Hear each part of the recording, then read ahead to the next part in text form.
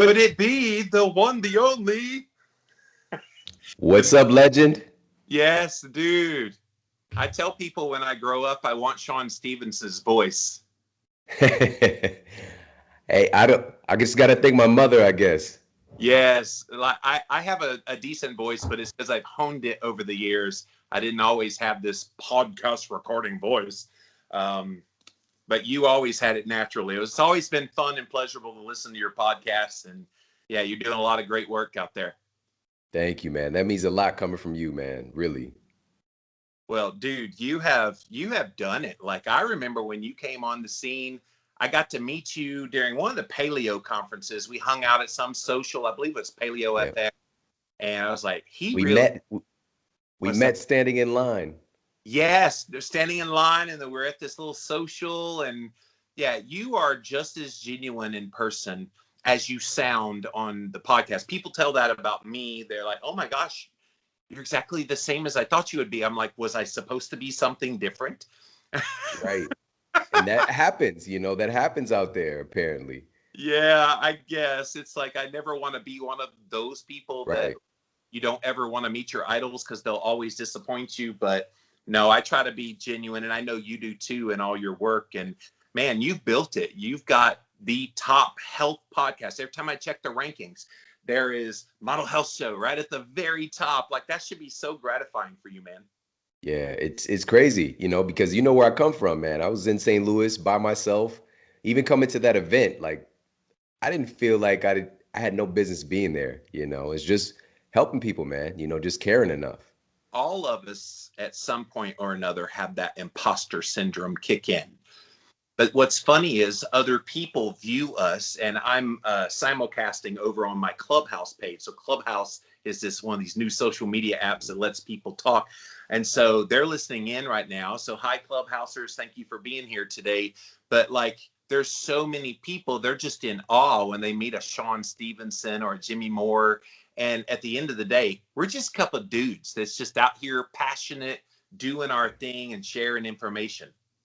Yeah, yeah, I totally agree. For me, I think just feeling like I definitely had this lone wolf syndrome as well, Yeah. coming into it. Like I could do all this, I'm going to save the world, Yes.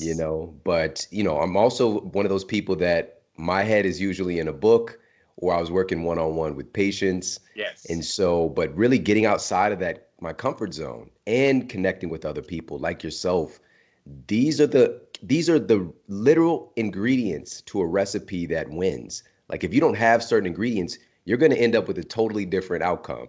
Like if you forget the coconut in the recipe, the coconut milk in the casserole, it's going to be a dry ass casserole, Yeah. and nobody wants that. Yeah, and it's amazing, the process that goes into making that casserole and remembering all the ingredients.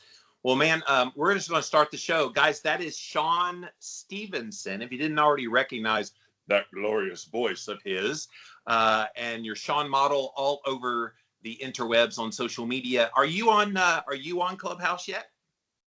I am not. Well, technically, my wife put me on there, but I have no idea what's going on out Oh, there. dude, it is so addicting. I see all my friends on here, Paige and Vaughn and Ann and Mary, Judith, Tommy, Will, Daria, and like there's so many. And Dora is the last one on the screen. Sorry, I was trying not to insult you, Dora, by not saying your name. But it's amazing, man. You connect with people, and like you and I've been podcasting for a long time. It's almost what social media did to blogging. So social media became micro blogging. So I look at Clubhouse like micro podcasting, and you've got this live audience. There's no recording. It's just you're right there in the moment. So it's kind of cool. Get a little more involved on there. I think you'll like it. But like you've been in the podcasting game a long time. It's transferable skills. I've loved it, and it definitely will help you promoting this little thing right here. Guys, go get his brand new book called Eat Smarter. And you know what? I just realized I am recording this and I forgot to turn on my recording studio lights. I think you can see me well enough, but I just realized that I didn't turn on my lights today. I was like trying to get Clubhouse set up and I totally forgot to turn on my lights. Do you want me to You're turn on? you're handsome as is, Jimmy. Well, you're very kind. So guys, eat smarter, use the power of food to reboot your metabolism, upgrade your brain, and transform your life. And I remember when I had you on this show, shoot, 5, 6, 7 years ago, talking about your sleep book, Sleep Smarter. Guys, if you have trouble sleeping, Sleep Smarter is my go-to resource that I send everybody to, Shawn.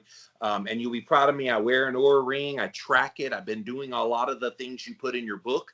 And 2 days ago, I got my best ever sleep, almost 5 hours. It was 4 hours and 56 minutes of sleep, deep and REM is what I'm talking about, not total. So that was like 75% of my total sleep. I was like, Shawn Stevenson will be so proud. Yeah, that's like medalist level sleeping Yeah. right there. That's good. Yeah, and I felt good. I try to aim for 3 of that kind of sleep a night. 4 is a good night, and then 5 superhuman. So I'll take it. Yeah, But and that's the thing too. Even with that book, I at no point said anything about the quantity. You know, it was more so about the quality, which is yeah, what you're talking about, and going through our sleep cycles efficiently. You know, and I think even the same conversation with food, we get so we're this cookie cutter paradigm. Like you should get 8 hours of sleep. For who? Who is that? Who is that 8 hours for? What's going on in their life? What are their needs? What is their genetic tendency? You know, there are some people who are these super sleepers who require less sleep, you know. So all of that really brought to bear that we have to take a more individualist approach, number one. And also, and you know this too, people want change, but they don't want to change that much. You know, yes, so when I was seeing people coming into my office and starting to find out that they couldn't get their blood sugar normalized because of their sleep, it wasn't their nutrition. They couldn't get the weight off because of yeah, their sleep, not their nutrition. They that's right. couldn't get their blood pressure normalized because of their sleep. Once we got their sleep dialed in, but I knew I had to find small, tiny little things they don't have to turn their world upside down, you know. And so once we started implementing those things, man, it's just like the floodgates would open and the results finally happened. And this was back, like you mentioned, this was like 2013, Yeah, before everybody had sleep on the tip of yes, their tongues. And it became the first international best-selling book with sleep. And now many yeah, have come since. And I'm so grateful. But this is even why we're here today. This is the power of an idea, you yeah. know. And Jimmy, I didn't tell you this then. Agents, publishers, they were literally trying to talk me out of releasing a book on sleep wellness because I was like, oh, this is such a niche topic. You would do Yeah. really great with a food book. Have you done it?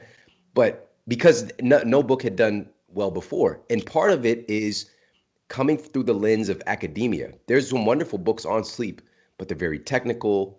Yes. It doesn't make sleep sexy because you know it's such a weird thing, you know. So number one, making it attractive, and number two, making it practical and actionable. You know, just don't just tell me how important sleep is. Tell me what to do. You know, so putting all that together really was a recipe for big change. It's so funny you say that all the big publishers kind of poo-pooed you on writing a sleep book because it was too niche. It was too, no, it's not, no audience for it. They told me the same thing about keto when I had an idea about writing a keto You were book. like one of the first ones, if not the first. It was the very first that had keto in the title, but they didn't immediately give me that book. They made me Crazy. write the cholesterol book first. And I'm like, all right, I can do the cholesterol book. I guess I'll prove my moxie as a writer. And I did. I did really well with that book. But then I'm like, can I please write the keto book? I know you think it's niche, but watch what happens. And so I came out with Keto Clarity, and it was the very first book that had keto in the title. Gary Taubes and I were talking about that the other day. Where did Mm. keto start? I said, well, I had the very first book that had keto in the title. But in the first week, it sold as many copies as Cholesterol Clarity did in the whole first year. So they're like, okay, we get it. Keto, it's cool. so, so Man. it's interesting how we on the front lines with our finger on the pulse of what people are talking about and thinking about, we know, like people are always asking me, what's the next thing? I'm like, well, I'm not a soothsayer. I don't know, but I do know kind of where we're heading. And it's kind of more customizing your nutrition, learning how to eat smarter, and making better choices. Did you like how I put that branding in there? A little and those are the kind of things that I think you and I bring to the table And by the way, on ketosis or sleep, ketosis changes your sleep as well. Like I don't have to sleep as long and I get more quality sleep within the percentage of that total sleep. Yeah. Yeah. These are all, I'm so glad you just even brought that up.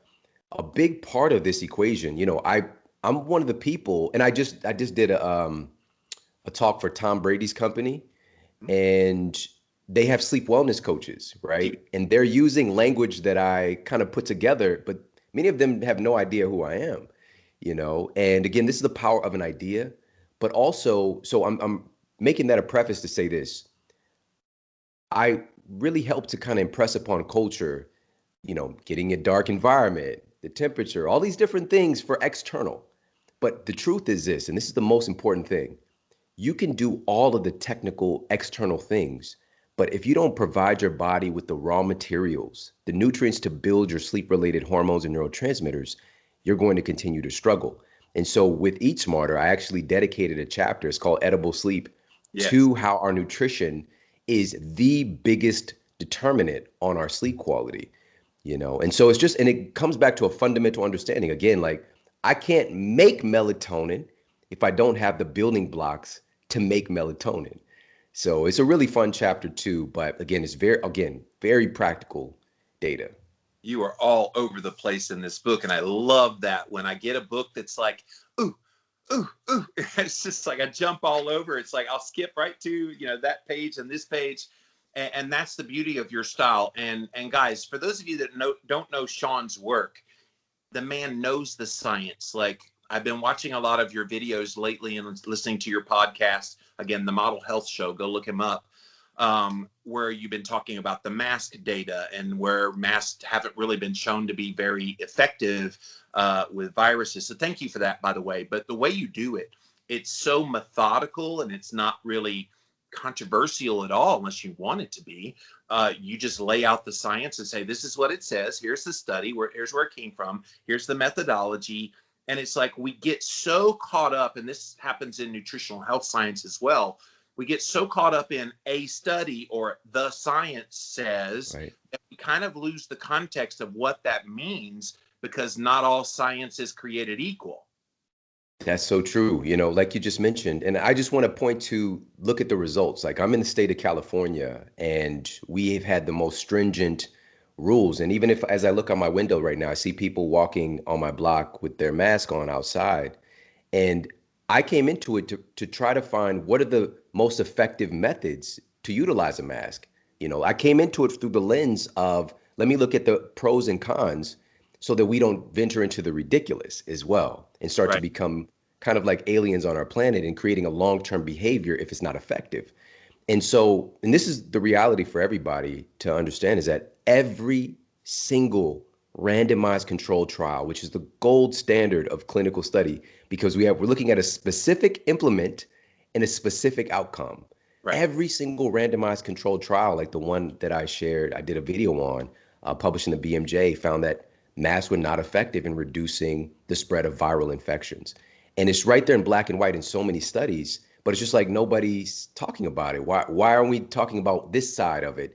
Because the propaganda really is based on theoretical models, right? It's having the assumption that it works and then using a model to say, like, we can prevent 200,000 cases if everybody wears a mask. Now, here's the result. We did that. And there's been a massive compliance, especially here in the state of California, 80+% compliance. And so ultimately, again, and I was sharing this data back in April last year. Yeah. And now here's where we're at today. The CDC published a study, randomized controlled trial, because the researchers were trying to find, why have the cases been so high, even though there's high mask compliance? But they're coming in through the lens, still trying to find out how the masks, assuming that the masks are effective. And so here's what happened. So they compiled the data. They took people with confirmed cases of COVID, because this was another deflection point. Well, they're not, okay, Shawn, this study does show that it's not effective at preventing influenza, but this is COVID. It's different. So now this is confirmed cases of COVID-19. So these folks have confirmed cases of SARS-CoV-2. And that's one group. That's the study group. right? So they have confirmed cases of SARS-CoV-2.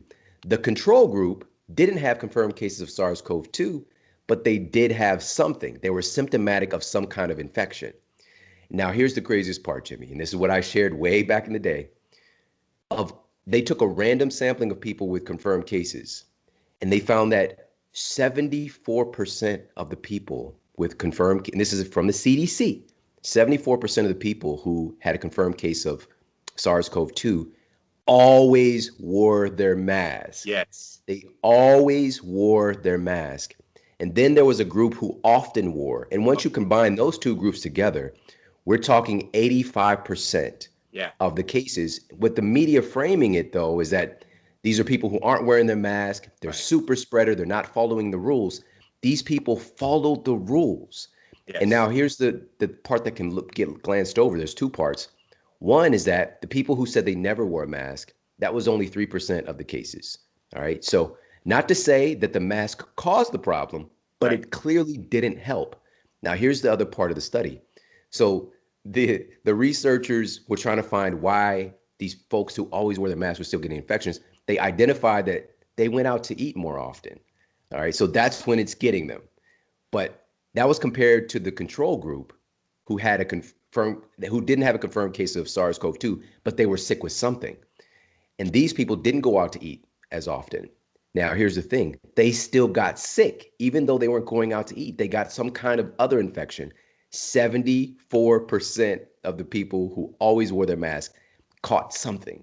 Right. It didn't work in either case. And they're still trying to justify and find out well, it must be this. They must be taking it off to put food in their mouth, right? Instead of just acknowledging the data that, hey, I know that we assumed this worked because it would seem obvious. I'm going to cover my face. And so aerosols and droplets, they're not going to spread. But when you see that cool photography, we could see how it's preventing, it's going as far. What you're seeing with aerosols and droplets, you're not seeing actual virus particles. And this is the ignorant part, because if you could see the room itself, you couldn't see the person. All you would see was virus particles everywhere in that freaking room. Yeah. Because viruses are the most dominant thing on planet Earth. There's more viruses than literally anything else. We're talking 10 times more viruses than stars in the known universe, like 10 to the nillion. It's insane. Yeah. Every single breath we take, a billion. One of the coolest studies found that there's a billion, every 3 by 3 foot space of the earth has a billion virus particles that rain down just from the atmosphere every day. And many of them are coming from other states, even other continents, traveling through that. Like, we're so ignorant as to how this stuff works. The top virologists in the world, and many of these folks are my colleagues and friends, but the top virologists in the world, this is a thing, heart-to-heart thing we need to get. They know less than 0.000001% about all the viruses there are and how they work. They don't know shit. What it really boils down to. And the same thing in the field of nutrition, all we're doing is really just becoming a little less stupid. Right? We know there's so many different aspects of nutrition, certain nutrients we haven't even discovered yet. But the problem is, Jimmy, is that we keep looking to the minutia, right? If we can just zoom in, get a more powerful microscope, then we find that the viruses have viruses on their assholes, right? That we're going to try to, and I don't know why I said that, I'm sorry, but we're going to find that the viruses have viruses. The virus has an STD. That's the real cause of disease. Instead of understanding what are the principles of health, what protects the human body against a viral infection, what protects the human body once we contract a viral infection, which we do pretty much daily from other people, what enables the immune system to quickly adapt, because that's what it's called. It's called the adaptive immune system. But when this all started, we were highlighting the fact that there's not an innate immunity. That's just one part of the immune system. We have the adaptive immune system. And right now, any epidemiologist who's worth their salt, and again, I've brought many of them on to talk about this point. Once we hit, we'll just say, 100 million cases. In epidemiology, we know once we have a confirmed amount of cases, there's usually 10 to 15 times as many people who've contracted the thing, at least. Right. So we're talking over 1 billion cases here in the world right now. And if you see the amount of people who've survived this incredibly, virulent condition, we're talking again in the 99th percentile. People keep throwing these numbers around, 99% survival rate, whatever. But survival rate is not a term that we even use until recently. It's just a framing thing. But the question that I would pose to everybody, and just to think about, how did almost 1 billion people survive? Or even with the confirmed cases, 99% of folks, how did they survive? What did it? Were they getting some miraculous drug we don't know about? Is there some like special candy they could eat or something? No, their immune system did what it's designed to do, which is to adapt. And how do we get more people to be able to do that? Man, you are underscoring something that is so important and definitely applicable in the nutritional health world. People are so trusting of authoritative scientific voices. Why did we all avoid saturated fat like the plague? Why did we not eat salt? Why did we eat healthy whole grains? That's how they were pitched to us. Why did we do all of these activities? And you get into a lot of this. Why did we believe calories were a thing that needed to be paid attention to in human nutrition? Like, all of this imagery is all based on they're hoping the ignorance of the common person, not Yeah. knowing how to read studies like you and I can. They're hoping and banking on just trust us, folks. But they've already proven, both with nutritional health and now with the mass thing and a lot of the things about this V word that's out there, like they're already banking on us being too ignorant to think this through for ourselves. That's exactly right. And one of the other things that I've been really working to do, Jimmy, is to start to, well, here's the good news though. Let me give some good news. I was very frustrated in the beginning because I didn't know that this would be even controversial because the data exists. I put together a documentary really, and it highlighted over 50 peer-reviewed studies, again, randomized controlled trials on the effectiveness of masks, but also highlighting some of the things that aren't talked about. And as a matter of fact, they're flagged as being, the fact checkers. When I've got real, like this is the very best clinical trials on, does this actually affect our oxygen consumption? Does this affect, our immune system? Like these are all, they'll just direct you, they'll block it. But the data exists. There's one that was done on pregnant healthcare workers and, wearing, and this was with N95 mask. And it's just assumed that, oh yeah, no, this doesn't affect your breathing. Welcome to 2020 and 2021, where we have to prove that covering your breathing apparatuses, your nose and your mouth, we have to prove that this affects your breathing. It is the most ignorant, silly thing, but it's just a part of that narrative. Oh, go ahead. I was going to say, so early on in the pandemic, I think all of us took it relatively seriously early, and we tried to do the things. And so one thing Jimmy Moore did was I put on just a surgical mask and went into my local Sam's Club around the corner here, and I passed out in the store because I was Wow. oxygen. And they're like, "Sir, are you okay?" I said, I think it was the mask. And since then, I have not worn a mask. If I go into a store, you have to wear a mask. They try to confront me. I'm 6'3". They don't really mess with me too much. But if they say something to me, I'll just turn around and go to another store. I don't make a big deal about it. About the only compromise is Costco gives me a shield, and I don't have to wear a mask under that, and I breathe freely through that. So yeah, I have personal firsthand knowledge of what the oxygen being deprived did to me. I literally passed out. I've never passed out. I'd never had that happen before, but I've never purposely put something over my breathing apparatus to make it harder to breathe. Yeah, what's so crazy, and again, oh, by the way, if anybody wants to see these studies themselves, they can go to themodelhealthshow.com. So themodelhealthshow.com/mask facts. And all the studies are there, and I'm a scientist. I don't, if masks were the most incredible thing in the world, I would just share that, Yeah. because if that's what the science showed. But this is one of the things that's been thrown around too, is just follow the science, listen to the scientists. Which scientists? Because even my colleagues, they have not, and I was again very disappointed early on. Even those who were, integrative physicians who made that pivot, they have not been, they really kind of relented. They kind of devolved back to their original, kind of conventional medical training and not looking at the data. They're taking it, my friend sent this study over, which was a compilation of, for example, observational studies and again, theoretical models and not randomized controlled trials, right? And so I'm going and I'm not just reading the studies and sharing them with everybody. I'm reading the references. I'm reading all of those studies because being in this field, I've 20 years as a research scientist almost here, and a lot of people can't decipher. But also, we're looking for data to affirm what we already believe, and that's the truth about the situation as well. And so when something is presented that goes against our belief system, it's a natural human tendency to reject it. And so what we have to do, especially everybody listening, we've got to be aware of our biases, And so I'm coming into it also, and this is going to sound crazy, I'm looking for how I am wrong. And I'll go because just about anything that you find, you can find something that argues the other side and real clinical data, right? So then you have to look at, well, who's funding this study? And you have to look at what lens are they looking through, right? Yeah. So with saturated fat, are we talking about saturated fat from damn Doritos? Are we talking about saturated fat from real whole foods? Right. There's nuance there, but it keeps cycling every couple of years. Now saturated fat's killing everybody. But it's not, it's always going to be, again, researchers are looking for things to affirm what they already believe.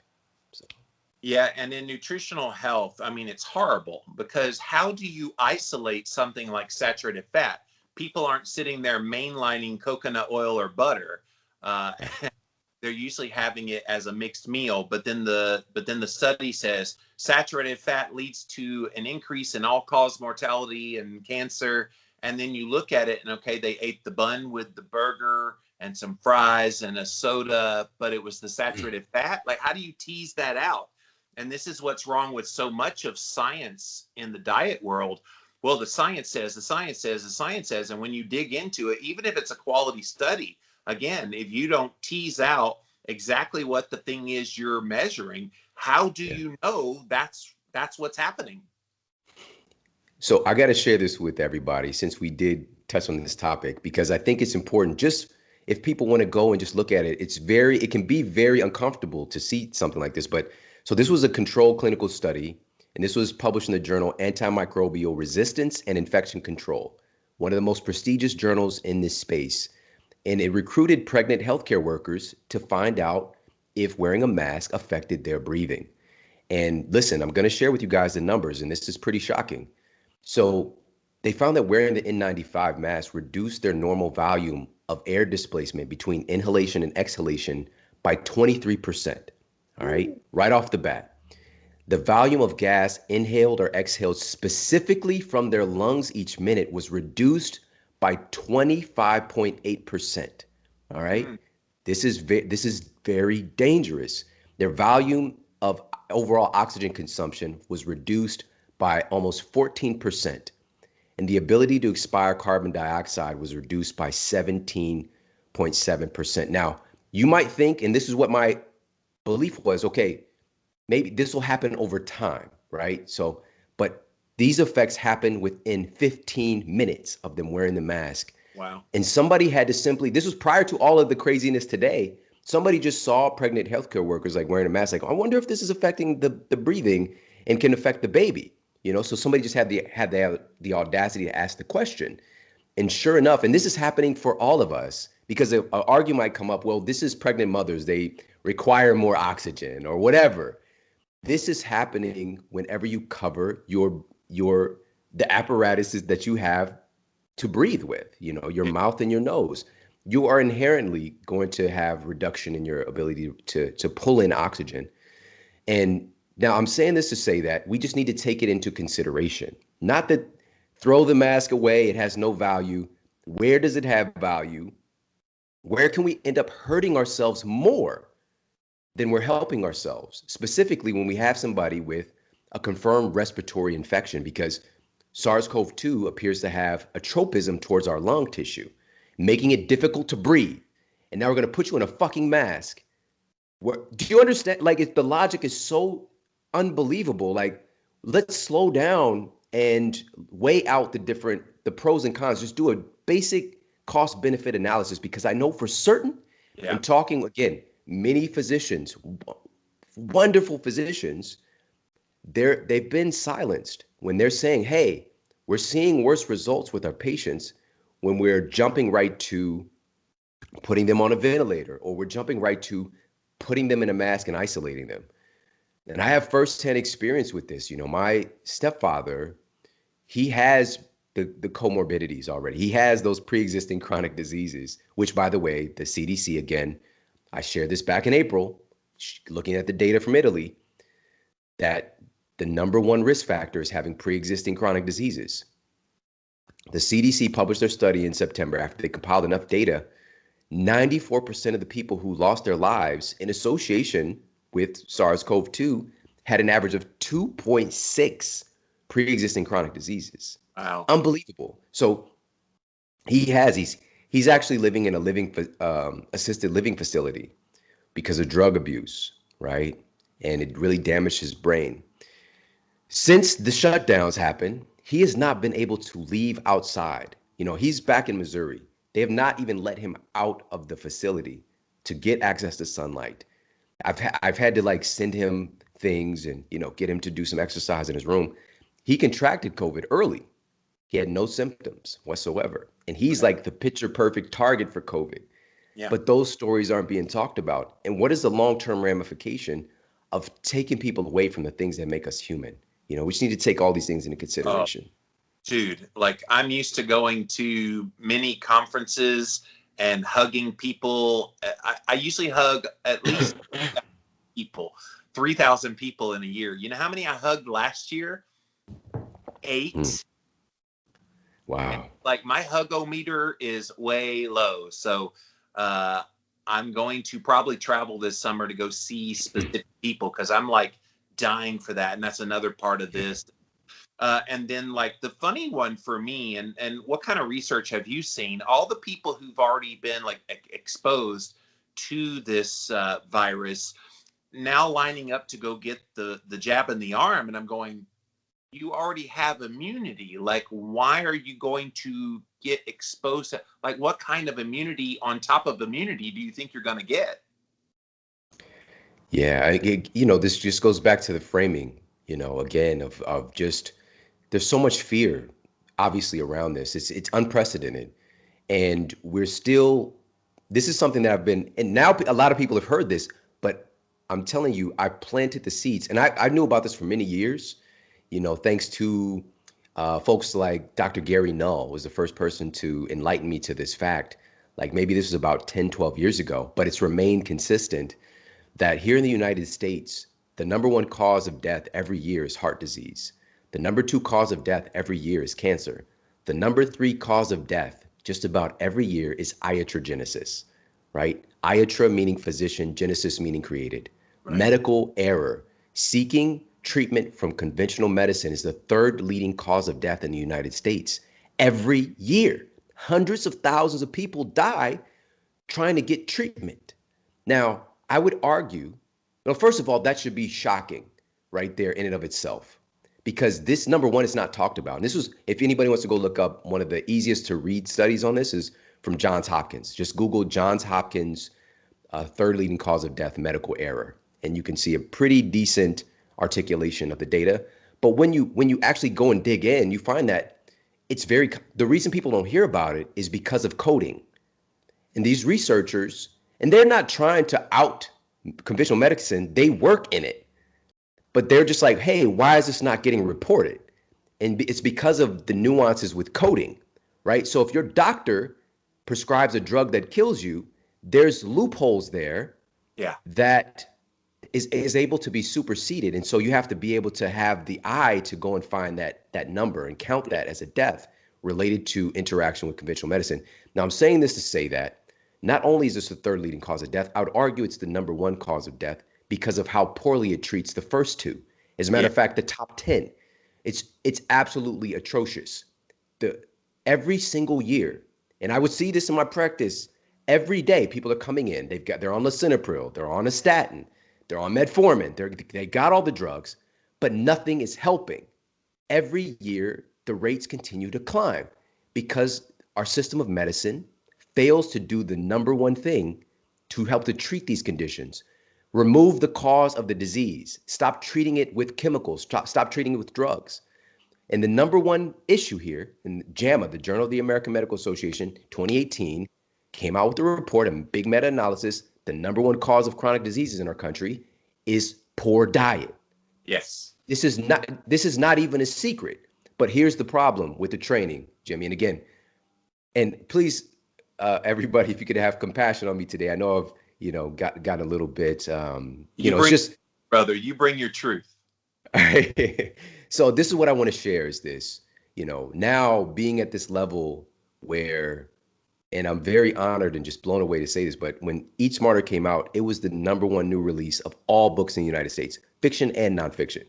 So this is going up against like, I don't know, Warcraft and like Harry Potter. I don't know what came out, and this is because, no, let me not even get to that point. Let me say this. Having the ability for something like that to take place over the years, I've had these incredible relationships now, with the top gastroenterologists, with the top cardiologists, with the top neuroscientists, the top psychiatrists. These are my friends and colleagues. And just going back to our original, when we got started, I was averse to those things early on. But now I had to open myself up and to have relationships with these folks, and they're really good friends. And now here's the thing. Let me give you guys an example. I know the top cardiologist, right? He's a good friend of mine. The top gastroenterologist. Let me use him as an example. He's an even better example. He's made a pivot recently, the last couple of years, and to paying more attention to food. He went to school for 16 years to become an award-winning gastroenterologist. 16 years. His work is specifically for the treatment of the organs related to the digestion, assimilation, and elimination of food. Yes. He learned about food for 2 weeks in 16 years of education. Yeah. He treats the organs that deal with food, yet he knows nothing about food. Not only that, and this is the most important part, the organs themselves, the gastrointestinal tract, the liver, the pancreas, they're all made from food. They're made from the food that you eat. Cardiology, your heart is made from food. The blood running through your arteries and veins is made from food. The arteries themselves are made from food. We're dealing with a system that doesn't even know what the thing is made of. Your cardiologist treating a heart, not understanding that the heart is made from food. Do you understand the level of ignorance that the very foundation of our system is based on something that's not true? It's based on a false understanding of what health is, because it's ignoring the number one thing that you're made of. We're treating organs, right? So again, if it's somebody, a rheumatologist, if somebody who's a neuroscientist, right? I know I just did a guest lecture at NYU for their neuroscience department. And again, incredible. They're in the labs, they're looking at the brain, but not understanding that the brain is made from food. If we don't get this right, and this is the great part about right now, when I was saying earlier about the good news, things are shaking up right now. It looks really bad, but now because people are questioning things, everything is so shaken up, they're much more malleable. This is our opportunity to change it. When things were as solid as they were, man, it's much, much more difficult, but we have to step up. We have to take action. We have to have these conversations. We have to make our voices heard. Man, I have made this point about doctors and their lack of knowledge about the role of food for years. And 2 weeks is actually being very generous, because a lot of these medical doctors, I guess gastroenterologists will get a little more, but just traditionally trained MDs, you're lucky if it's like a little 3-hour seminar, which one of my guests on my podcast that was a 4th-year medical student, he's like, yeah, I got one 3-hour seminar. That was it. They didn't talk about insulin. They didn't talk about hormonal effects. They didn't talk about anything related to nutrition that would be relevant. And then you've got all of these kind of concepts out there that focus in on the calories, even if they do learn, or they default to the USDA and their dietary guidelines, which we just got the new ones, still just as atrocious as the original ones in 1980. And so That doesn't help any of us. And yet, where do people get their knowledge when they have a health condition about how to eat? It's their doctor, and their doctor's, oh, I guess you should cut back on your saturated fat and exercise and all the tautologies Right. of eating smarter, supposedly. And it totally ignores hormones. It totally ignores gut health. It ignores all these things you talk about, figuring out how to like customize the macros. Like if people are trying to lose weight, they're doing it all wrong. Yeah. And thank you for bringing this up because I did, and I gracefully, because this is a thing too, and this is why I asked for some compassion today. Everything has to be presented in a graceful way. This is why, again, I'm brought in. Nestle reaches out to me to come and, talk to their organization, or, all of these, the most prestigious universities. And I'm speaking at medical conferences for doctors. And like, it's not because I'm out there like, you guys are stupid.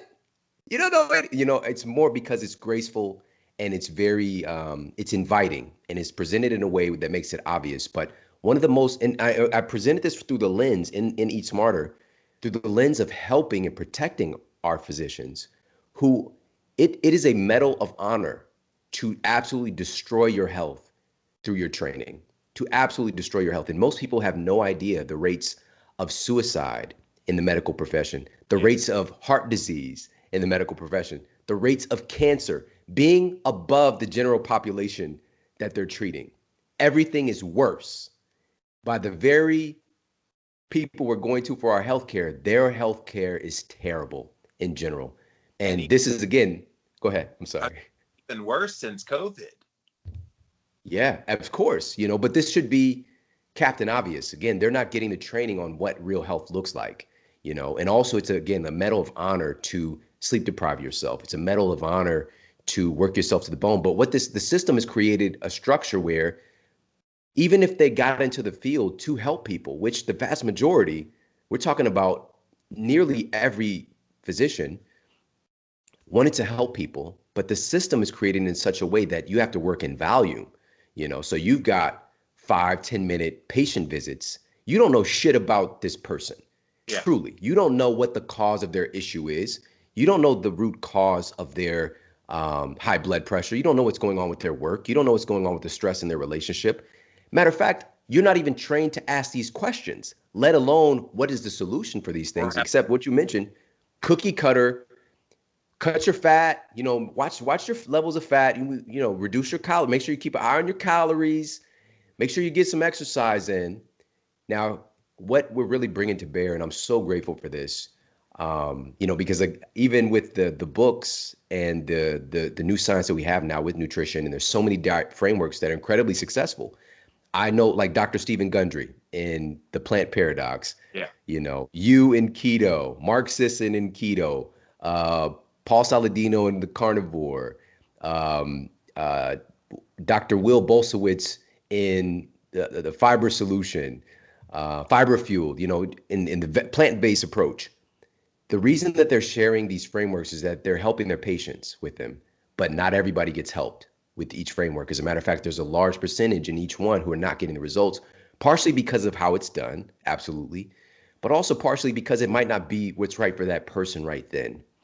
And so in Eat Smarter, it's a unifier of all the best diet frameworks and takes what are the things that are most important, regardless of the diet you choose, because I want to be inviting and all encompassing and not leave people out. So that's number one. But also, what are the things that are clinically proven to mess you up on any of these diet frameworks? Yes. And bringing those to light. And one of the biggest tenets overarching our entire system of nutrition. And I went to a traditional university and I had my nutritional science class.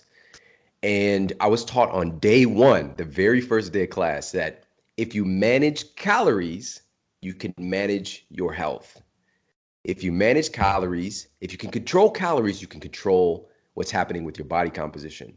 Calories were the tip of the spear. That's the most important thing. Now, here's the thing.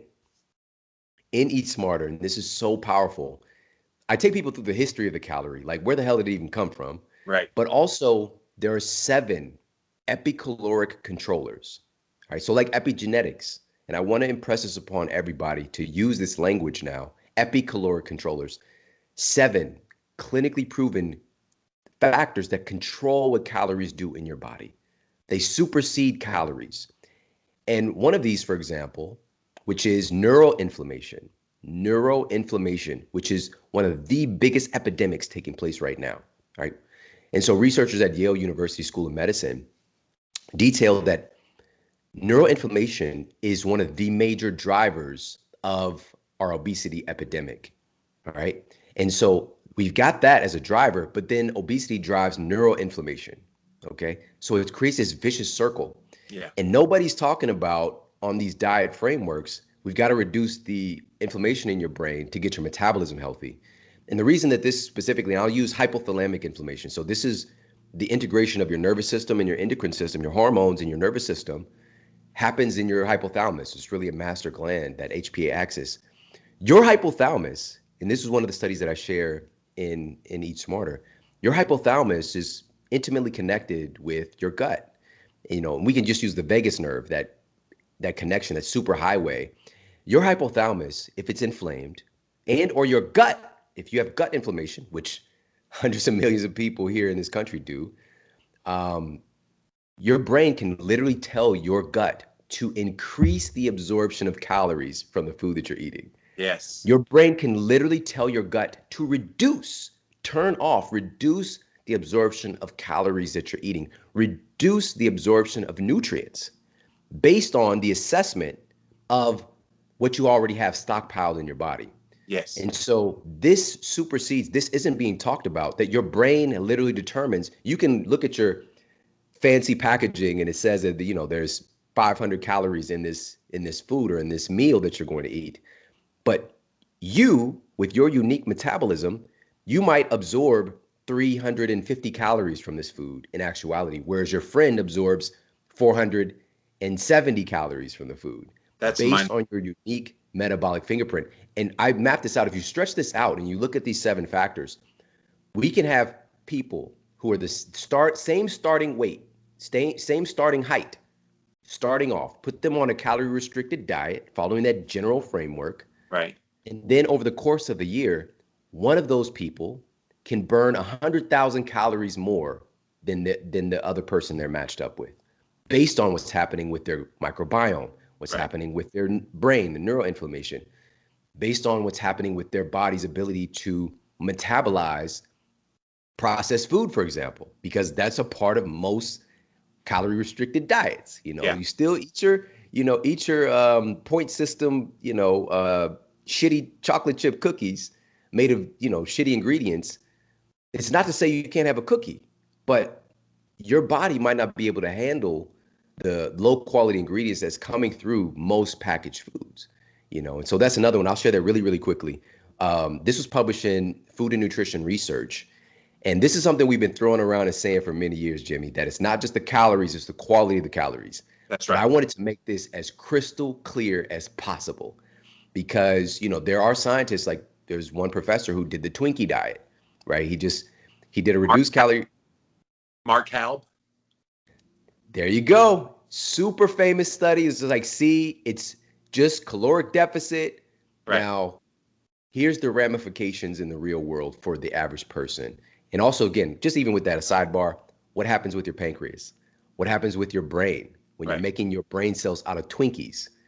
So, okay, now, I don't want and also, and also your unique metabolic fingerprint as well. He might be able to get away with it for a time, but oh man, the Twinkie's gonna come. It's gonna come due. The rent's gonna come due. But here's what the researchers did. They took people and they gave them either a meal of processed foods or a meal of whole foods, what they deemed to be whole foods.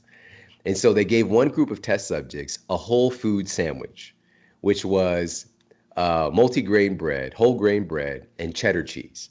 All right. So that was deemed to be the whole food meal. Then they gave another group of test subjects a processed food sandwich, which is white bread and cheese product. All right. And cheese product being like Kraft singles. They can't legally call it cheese. It's Kraft singles because it's not enough cheese in the cheese. All right, so now here's the most important part. Both sandwiches are the exact same amount of calories. They're the exact same amount of protein carbohydrates, and fats. On paper, they're the same thing. They should have the same effect on their metabolism. But here's what actually happened. After compiling the data, the test subjects who ate the processed food sandwich had a 50% reduction in calorie burn after eating that sandwich Yes. versus the people who ate the sandwich that was a little bit closer to nature. Now, this should be shocking. And of course, just to even monitor how this happens, you're actually breathing out through the process of metabolism. A lot of the endpoint for fat leaving your body is through your breathing, which is a crazy thing. We can come back maybe and talk about that. But here's the thing. A 50% reduction in calorie burn post eating that sandwich. Yeah. The question is why?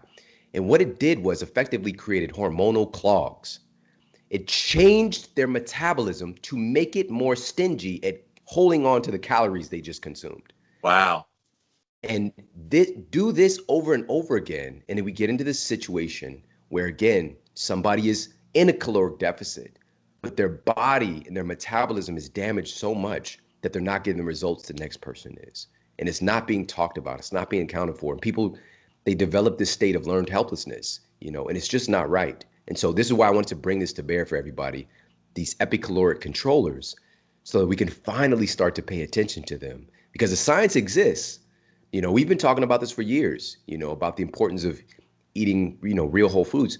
But also I'm bringing this point, which is we all have a unique metabolic fingerprint that's not like anybody else who's ever existed in the history of humanity. And this is really important for us to understand that even next week, everybody who's listening, your metabolism is not going to be the same as today. It is constantly changing and in flux and fluid. But this is why a diet can work for us for one period, and then, we got to pivot. And so what I want to do is to give people the tips and tools and insights for them to continuously do what's best for them where they are right now, which inherently is going to change. Yeah, and I've told people customized nutrition is like the next thing. They always ask me what the next thing is. And I'm like, okay, I think it's where people figure out exactly what you've done in your book, Eat Smarter, which, by the way, thank you. Mind blown. I didn't even think about like some people not even expelling and burning the same amount of calories as someone else would do. By the way, that experiment with the cheese sandwiches, I have long called for some wise researcher who wants to look at the calorie hypothesis. Just do 1,500 calories of steak and eggs and 1,500 calories of whatever junk food, Doritos, Coca-Cola, whatever mix you want to come up with. Just make it isocaloric to the steak and eggs, and then see what happens with all these hormonal effects, metabolic markers, insulin resistance markers, inflammation markers. Like there's going to be some difference, and do it over an extended period of time. I guess it'll get unethical at some point because it'll be so obvious which one's healthy and which one's not, even though conventional wisdom would think it would be the opposite. But yeah, man, you're hitting on so many interesting things. And I want to hit some of the other parts of your book before we have to go. Eating for fat loss, we've been talking about pretty heavy. I love where you put in here eating for mental performance, better relationships, and better sleep. So we talked about sleep at the beginning. Mental performance, I can kind of go there with the healthy fats. It's just going to optimize your brain health. Your brain is like 70% fat, you guys. Yes, you're all a fathead, and it's okay. You can stand bold and proud in being a fathead, but better relationships? Yeah, yeah. A big part of eating even calling this eat smarter is food is so much more than what we've been kind of indoctrinated to believe, which is when most people think about food and nutrition in our culture, we relate it to weight. We relate it to just kind of like body composition stuff. Yeah. And that's okay. It is obviously a big part of that. But I wanted to make that belief hasn't served us very well because, No. again, look at our society's results. So I wanted to add more legs to the belief of how powerful food is to change us. And so I added in that leg of not only because, again, I've got colleagues who've written books on how food affects our cognitive ability, but it's more so about prevention, right? Yeah. Preventing Alzheimer's and dementia. But there are mountains of studies on specific nutrients and foods being able to improve your working memory within a matter of days, Yes. being able to improve your ability to focus, even when put under stress, being able to even help with issues like, our emotional intelligence, right? So our EQ and our ability to have patience and to Yes. interact with other people, to perspective take. And even one of the most shocking things in the book that I really want to highlight is how our nutrition affects our proclivity towards violence and aggression.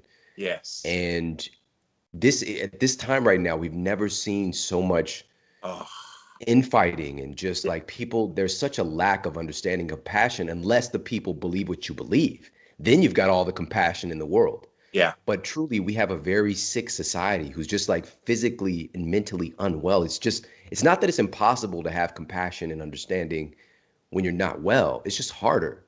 And so that study that I was mentioning, this was conducted by researchers at Oxford University.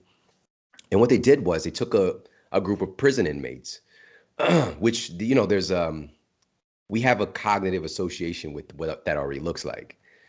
But the benefit of a study like this is that it's a ward study. So it's in a place where you can track every single thing. So not Yes. like getting a pass to go out and like go to, Whole Foods or whatever. Like you're able to track everything. They're in the NBA bubble. They're in the bubble, right? They're in the bubble. So here's what happens.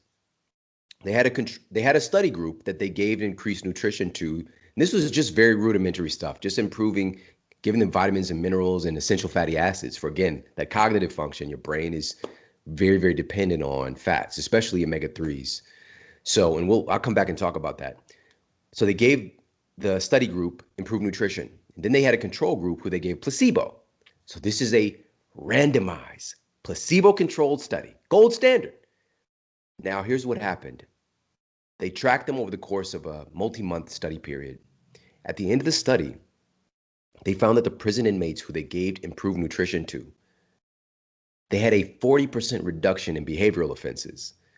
But most importantly, this is the biggest part, they had a 37% reduction in violent offenses Yeah. simply by improving their nutrition. These folks they didn't know what was going on. They're just taking the supplements that they're told to take. But it changed their behavior. It changed what it really is, for example, the prefrontal cortex. This part of the brain is responsible for social control, for distinguishing between right and wrong, right? For being able to have forethought, like, okay, if I do this thing's going to happen. Let me not do that, right? That part of the brain easily gets malnourished. And by giving the brain the raw materials it needs to function, all of a sudden these programs come back online. Yes. Now, again, hundreds of millions of people here in our culture today are dealing with this stuff all day, every day. They're nutrient deprived and they're eating in a way that's creating chronic issues with abnormal blood sugar. Right. And one of the other studies I talk about, they use continuous glucose monitors, and they discovered in real time when people in a relationship, right? So it's supposed to be a loving relationship, when their blood sugar is abnormal. And so, sorry, my voice. I've been doing so many, We rescheduled this podcast a week ago because you had lost your voice. So Mhm. I'm almost back. I'm almost back to 100. because you love Jimmy Moore, and I appreciate it. So Oh man, it's my pleasure. It's my pleasure. And so they used a continuous glucose monitor and found that when folks had abnormal blood sugar, which is again happening pretty much every meal for yeah. most people here in this culture, we get a blood sugar spike and then we go into hypoglycemia. That is a survival, like your body takes your blood sugar extremely serious because of our primal programming to be able to have awareness and a physical ability to fight or flee if you need to. We might be fancy today. We've got iPhones and we got cars, but we have very primitive primal programming that's driving 99.9% of our reality. And so to get the blood sugar back up to normal, your body can do it pretty easily. It's hardwired to do it. It releases cortisol, noradrenaline, adrenaline. The side effect, though, is that these stress hormones can make you more aggressive. And this is what they found in this study, that when folks had abnormal blood sugar, they were much more aggressive towards their partner, less likely to perspective take. And this is the most important part. They were far less likely to resolve their conflict. Yes. Come on, Jimmy. I mean, and that doesn't just apply to your nutrition. With all the stress of the past year with this virus and the race relations and that stupid election and like so many stressors in people's lives, and that's the everybody stressor. That doesn't even count like if you're going through stuff personally. Right. Um, all of that just adds another layer of some of that neuroinflammation and all the tendencies to be more aggressive. Like, it all matters, and people beat themselves up. They've been writing to me, Shawn. I'm sure you've heard from them as well. Oh my gosh, I've gained 10-15 pounds over the past year. What's wrong with me? I'm doing everything I've always done. I'm like, what happened the past year? Something interesting? Yeah. Like, you have to give yourself some grace and love through that, Yes. and realize we all went through probably one of the most traumatic things we've been through in our lives, collectively as a society. And again, on top of the things you're already going through in your personal life. Yeah, you just said it, man. And this is what's not being talked about. With food, it's not just nutrition obviously matters a ton because you're making your body out of the things that you eat. Even your brain cells are literally made from the food that you eat. The mechanism that's allowing us to really kind of imbibe our thoughts, our feelings and emotions, regulate things, it's all based on a system, a body made of food. So this obviously matters. But man, stress, you could be, and I've seen it time and time again in my clinical practice. You could be eating the best diet, personalized, like everything is on point, your movement practices. But if you absolutely hate your significant other, or you hate your job, or you're just not connected to, a sense of value and purpose and significance, like all of these things can you can, I would put it like this. You could overeat your way into being unhealthy, undermove your way into being unhealthy, undersleep your way into being unhealthy, and Yeah. also overstress your way into being extremely unhealthy, and having the long-term ramifications being, an inability to lose weight. It can be causing issues with inflammation. This is one of the biggest drivers of inflammation today, is stress. And so all of this stuff needs to be taken into consideration. And like you just mentioned, what's happened recently over the past year, I just did a post on this on Instagram the other day. And I just shared the studies, and I in the caption, I said, I talked about this a year ago. We saw it coming, but I shared, and I'll just rattle these off. This was published in the journal Pediatrics, and the title of the article was Suicide Ideation and Attempts in a Pediatric Emergency Department Before and During COVID-19, looking at all of our children who have most of the hospital beds when it comes to children is not from COVID. It's from the shutdowns and the social isolation. I'm talking, it is unbelievable. And again, healthcare workers, people working in the emergency room message me every day. Parents message me every day. So many kids' lives are being lost right now. Another paper, and this was children's anxiety and factors related to the COVID-19 pandemic. And so it's looking at the increasing rates of anxiety. And this was in the Archives of Disease in Childhood. This was a longitudinal increases in childhood depression during COVID-19 lockdowns. This was published in BMC Public Health, Early Effects of the COVID-19 Pandemic on Physical Activity and Sedentary Behavior in Children Living in the U.S. One more I'll share. Again, there's mountains of them now at this point. International Journal of Disaster Risk Reduction. This paper was titled, How is COVID-19 Pandemic Impacting Mental Health of Children and Adolescents? Again, highlighting the damage that's done by taking away the things that our genes expect us to do. Our genes expect us to connect and relate with other humans. What is the collateral damage? And every single psychiatrist, epidemiologist, psychologist, anybody really worth their salt saw that chances are our treatment of this issue is going to be far worse than the issue itself, as far as the lives that we lose and the lives that are destroyed. And specifically our children, man. Like I'm so passionate about this because my son has a friend who he plays online with who hasn't seen another child in almost a year.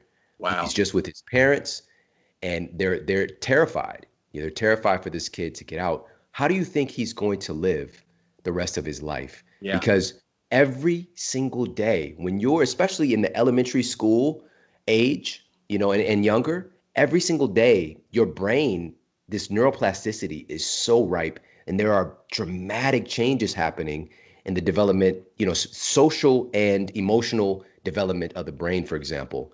And just being able to interact with people is laying down myelin, it's laying down Yeah. pathways, and every single day, week, or month that is missed in that social and emotional development, we're creating a generation of children who are so fragmented, who are going to deal with so many issues. But here's the thing, and I want to say this: there's still some light possible. We have to do something about it. It is going to take an absolute miracle. It's going to take a miracle. My son, right before I came on with you, Jimmy, right before this, and actually I'd stopped. It was like 5 minutes that I was watching this video. I have a 20-year-old son as well, and he was showing me a video from, man, oh my God, I'm sorry. Oh, he's already lost so many of his friends to Wow. suicide. All Yeah. right. Now listen to this. What he was showing me, and he just stopped me. He was showing me a video from my hometown in St. Louis. We just moved here a year and a half to Los Angeles, just so I could be here, front and center to see, the extremes of human psychology. But anyways, his school, he went to Lafayette High School in St. Louis and Marquette. These are like the two kind of iconic schools. Lafayette's the number 2 school in the state, just churning out professional athletes. Like I went there as well. It's just a really great school. But he showed me a news segment that just came out last week demonstrating and talking about it. All of the children who've tried to commit suicide in Marquette and Lafayette. And they did a survey. It was about 800 students. And about 500 of those students said that they thought about suicide. Wow. It's unfucking believable. And nobody's talking about it until a news segment like that comes out. And I'm like, this is what we need. We need this, Yes. but we also need solutions from people who actually know what they're talking about. And not only that, we need that attention on it, but we need far more, because this is the real issue. We're destroying our children's lives and creating a situation where they don't even know how to manage their own mental and emotional well-being. Yeah, last summer I became greatly disheartened when I saw the statistic that 1 in 4 teenagers had attempted suicide because of the isolation, because of the missing the social, all the things you were just talking about. And to me, that's just incredibly sad. It's endemic, and I would not be surprised if a brand new ICD code is created for something called COVID trauma, Yeah. where Yeah. it have lasting effects for years to come, especially in those children where they lost a year or 2 or 3 of their life, and that development you were talking about. It's just a sad part of this entire last holy hell year that we have had, and no end in sight. I guess that's the other thing. People, they have no hope right now, and so it's discouraging. But we try to stay positive. We try to put good resources out there. And again, guys, go check out Eat Smarter, and it's by Shawn Stevenson. Go check him out. He referenced his Instagram page. It's Shawn Model. You want to follow him there. Shawn, are you open to a few of my Clubhouse guys maybe asking any questions? Of course, I love that. All right, guys, over here on Clubhouse, if you have a question, uh, you can unmute yourself up top if you're already up there, or raise your hand if it gives you that option. Definitely, this is one of the world-renowned leaders on all kinds of issues, but you hear his heart today. So anybody have a question you want to ask? Hey, Jimmy, Vaughn here. How you doing? Hey, man. Hey, that was absolutely amazing. I don't necessarily have a question at the moment, but I just want to say thank you for all the enlightenment that you brought to the conversation, not only, with the book Eat Smarter, but Sleep Smarter. I believe sleep is a weapon, right? It's something that we need to really dial in on, coming around to the circadian rhythm. And I want to thank you for that. But not only that, but bringing light to the mask, the conversation there. I think it's something that a lot of us don't like to speak about too much. Why? Because we've been taught one thing. It's like the food that we've been dealing with for so long. And you talk about Ansel cheese and things like that, and the sheeple that we've become. Yeah. And thank you for bringing that topic to light, on the mask thing. and the science behind it, because I've been a firm believer in that from the beginning. You know, we have a mouth and a nose for one thing, and that's to breathe, right? Not for one thing, but for breathe, for breathing. And thank you for bringing that topic up. Thank you, Vaughn. Awesome. Can he hear me? Yeah, he can hear you. Okay, Vaughn, man, thank you so much for sharing that. And thank you for sharing your voice.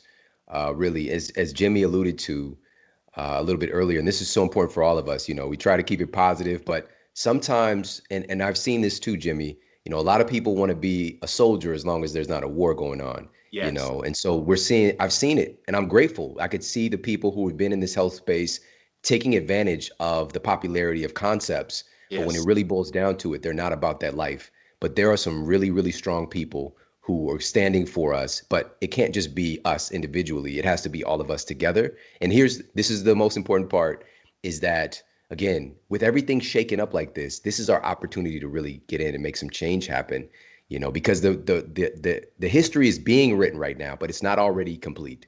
We've got a lot of lives that we can potentially save, but we've got to get real science to the forefront, and when I say real science, I mean balanced science. Yes. All aspects of the conversation. Yes. And it really stems from moments like this and you sharing your voice despite any kind of, I've received so many messages about people like, thank you for being courageous. I don't see it as courageous. I just see it as like, this is just the right thing to do. Yeah. It's really that simple, and not being dissuaded or, in fear about somebody not agreeing with me. I'm really just sharing the data that exists that so many people don't know about, and if somebody doesn't have the audacity to do that, we're going to fail. And just have the conversation. That's the bottom line. At the end of the day, we just want to have the conversation, put all the chips on the table. And if it's bogus, then it'll come out in that conversation. Don't just dismiss and censor it and silence it and cancel it just because it goes against what you believe. Yeah. Did anybody else on Clubhouse have a comment or a question you wanted to have for Shawn before I let him go? All right. I see Savannah wants to come in. Come on in, Savannah. What you got? Hey, Jimmy and Shawn. I just wanted to say thanks for holding this space to talk about these items. I also wanted to say that I've actually started, Shawn, listening to you yesterday, of all days. Fish oil. I incorporated fish oil, as well as I signed up for Thrive, and that was completely because of hearing you and what you had to say about everything about your book. So I just wanted to thank you for that. I am an MBA student, and hopefully this falls in line. I'm an MBA student. These things, this talk about eating smarter, and also, just helping the masses as far as mental health as well as physical health, really inspires me. What is some, wisdom that you have as far as moving into my career and trying to find, my purpose and passion in that, when it falls in line with all of this? Do you have any sort of, encouragement or inspiration in what that looks like to find your passion and your purpose? This is such a great question, and thank you. The timing of you finding and connecting with me right now is really cool. Yeah. So are you alluding to that you have a passion for health, that you're maybe thinking about making a shift in your education? Is that, or something else? Thank you. I'm getting my MBA currently, so I have a lot of, opportunity in front of me as far as, working on the business side of anything. So I guess for me, it's more so just coming alongside of health, and how I can, I guess my question is, I'm more so looking at this inspiration of what drives you in your passion and your purpose. Okay, got it. So just a little sidebar. We've got this longevity compilation, and I, took some of the most, award-winning, prestigious folks in the science of longevity, every angle of it, from telomere length to disease prevention to, epigenetics to fitness side. But one of the most remarkable things that's seen in the data is how a sense of purpose is connected to your lifespan. Yes. So this is a big ass deal. This is a big deal, this conversation and having a question like that, because it really fuels our lifeline. And so for me, I mean, just to make a long story short with it, I initially went to this private university with a great pre-med track because I thought, I should be a doctor because of television. I never met anybody personally that graduated from college, let alone went to college, just because of where I'm from. I'm from Ferguson, Missouri. And, in that, but of course, like maybe my professors and, like they went to college, obviously, but nobody in my like inner circle, my family or peer group. And so I just took that off of television, like, being a doctor is a good idea, but I hated science. I hated it. I detested it. I literally would have a recurring dream about this biology class in high school. I swear it was terrible. But the crazy thing is today, I am obsessed. Like it is my deep, like nobody out there is like holding me ransom for me to go and read these very dry, peer-reviewed scientific journals every day. But I do it because I just love it. Yeah. So in the beginning, I was fortunately, life really gave me an opportunity to kind of get me out of that mindset. So I went and actually shifted over and I was going to do an MBA program. And so I started taking all of these business classes and marketing and finance and all this stuff. But then I had my own health crisis, just like my health was, when I was 20 years old, I was diagnosed with this so-called incurable spinal condition, and myself previously, I went to Lafayette, which is a school churning out professional athletes. I ran a 4.540, which is like an NFL time when I was a 15-year-old kid. And so everything was looking great, but my body started to fall apart. I've got game films where I break away from, I get past a defensive back on a, sweep or something like that. And nobody's even close to me, but I fall. My body breaks down. I pull a muscle. I break a bone. I broke my own hip just running at track practice. My body was breaking down because of the way that I was eating, but nobody told me that. And ultimately at 20, I get this diagnosis and I asked my physician at the time, does this have anything to do with what I'm eating? I had no grounds to ask him a question like that, but he told me this has nothing to do with what you're eating. This is just something that just happens. I'm sorry it happened to you. But that experience and 2 years of suffering from then, at the age of 22, I finally made the decision to get healthy myself, which I'd never done because I was indoctrinated with the belief that I couldn't get healthy.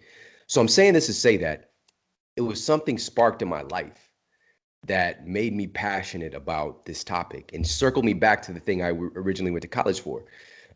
So my point is to share with you this. Thankfully, I was not miseducated through my university education, right? There's a Mark Twain quote. It's something like, never let school get in the way of your education, right? And so even if you're in the field right now and you're doing your particular course of study, you have to get mentorship. Yes. And this doesn't have to be somebody you know personally. I didn't know any of these people personally, but now a lot of these people are my friends who I was learning from very early on. Dr. Mark Hyman. I mean, I could just go list down the line who I was learning from 15 years ago, 17 years ago, right? So if you're wanting to do something in business, immerse yourself in somebody. I would recommend like picking somebody to kind of be your guru, but use the term loosely. I think today, because of all the shit going on in the world, and there's so many voices, there's so much noise, we're bouncing around. We're like, if you're in business, you're listening to Gary Vee, you're listening to, Chalene Johnson, you're listening to, Ed Milet, you're listening to Tom Bilyeu, you're bouncing around, you're listening to Grant Cardone. There are all of these personalities. I would say who resonates with you, right? And really study that person, study their work, read their books, listen to their podcasts. The greatest gift that we have today that did not exist when I was in college is you can learn from anybody. The top person in the world in that space, they've got content.